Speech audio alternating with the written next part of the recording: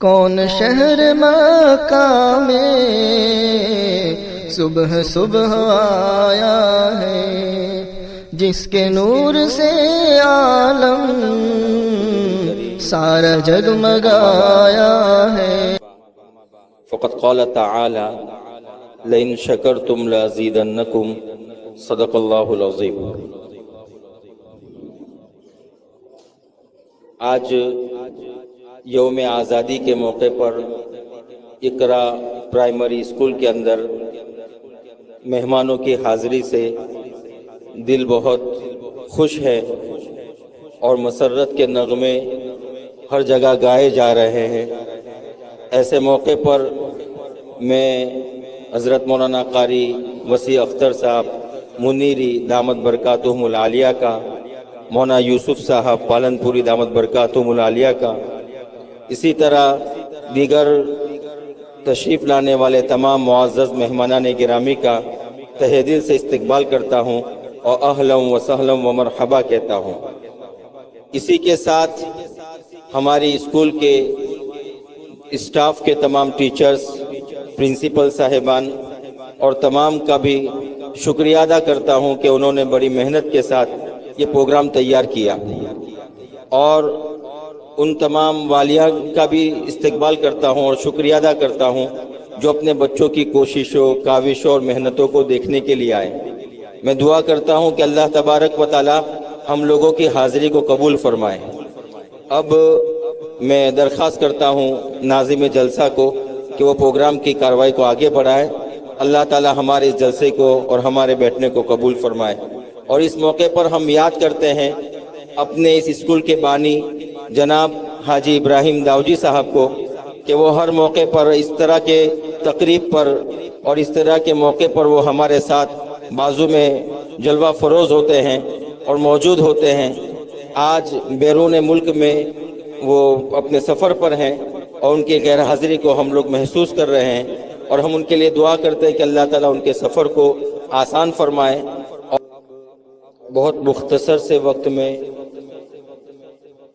ملک ہندوستان میں آج جو ایک بات چلائی جا رہی ہے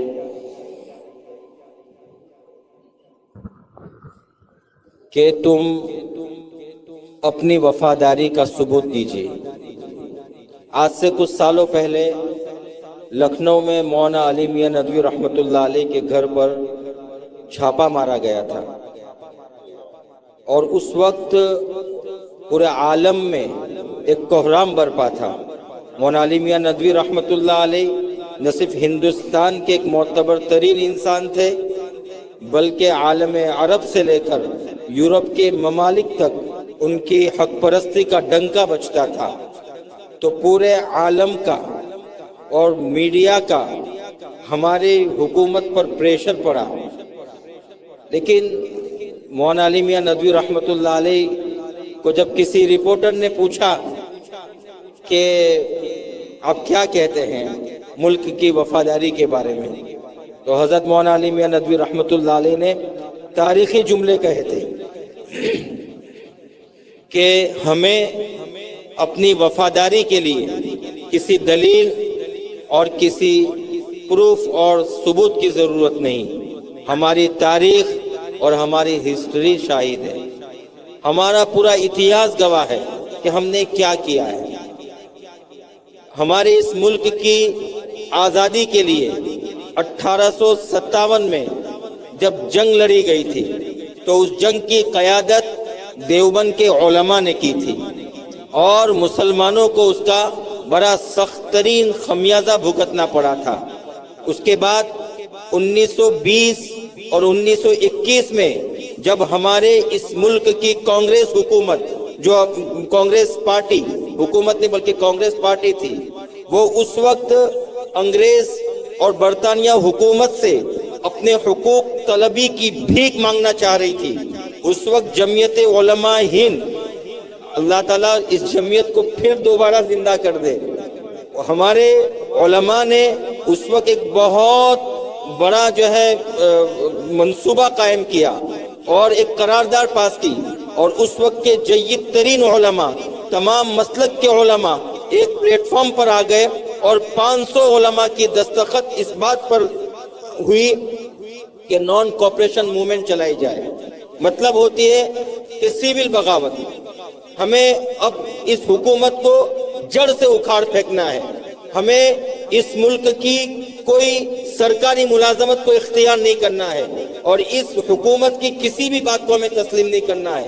نان کوپریشن تحریک کہتے ہیں اس کو. مطلب ان کی عدم موافقت، عدم موالات. اب آپ بتائیے کہ جس وقت ہمارے ملک کے بڑے بڑے رہنما حقوق طلبی کی بھیک مانگ رہے تھے، اس وقت جمعیت علماء ہند نے اور علماء کی تنظیم اور تحریک نے دیش سے انگریزوں کو بھگانے کا منصوبہ بنایا اور اس وقت کانگریس کے لیڈران اس پر آنے کو تیار نہیں تھے. پھر مولانا ابوالکلام آزاد رحمۃ اللہ علیہ، مولانا محمد علی جوہر رحمۃ اللہ علیہ اور بڑے بڑے محرک تھے جنہوں نے محنت کی. اس کے بعد جا کر ہمارے یہ لیڈران اس بات پر آئے کہ اس ملک سے انگریزوں کو بھگانا ہے. اور آپ کو معلوم ہونا چاہیے کہ جب اس ملک کے آزادی کے لیے لال بہادر شاستری نے جب فوج اپنی ہندوستانی سپاہیوں کی فوج بنانی چاہیے تو اس وقت انہوں نے ایک آواز لگائی کہ ہمارے اس ملک کے اندر برطانیہ حکومت کے پاس گن ہے، توپ ہے، ٹینک ہے اور ہر طرح کے جدید اسلحے ہیں. اس کے مقابلے میں ہمارے ہندوستانی سپاہیوں کے پاس تو کچھ بھی نہیں ہے. تو اس کے لیے انہوں نے چندہ کیا اور چندہ کرنے کے لیے وہ رنگون گئے. اور رنگون میں آپ کو معلوم ہونا چاہیے کہ ہمارے ہندوستان کے گجرات کے میمن فیملی تھی اور ان کے درمیان چندہ ہوا تو تقریباً ہمارے گجراتی اور انڈیا کے لوگوں نے رنگون سے تقریباً 6 کروڑ روپے دیے تھے. اور اس وقت حبیب اللہ یوسف مار فانی یہ ہمارے گجرات کے ایک میمن تاجر تھے، صرف انہوں نے اکیلے نے 1.5 کروڑ روپیہ دیا تھا. اس زمانے کے 1.5 کروڑ روپیہ، اس زمانے میں 1.5 کروڑ روپیہ. اب سمجھے کہ کیا بات ہے.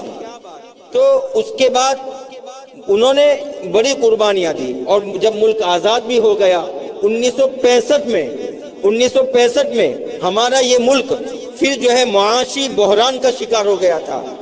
یعنی فائنینشل پرابلمز اور مشکلات سے گزر رہا تھا. اس وقت میر عثمان جو نواب دکن تھے انہوں نے 5000 کلو سونا ہندوستان کی حکومت کو دیا تھا. کتنا؟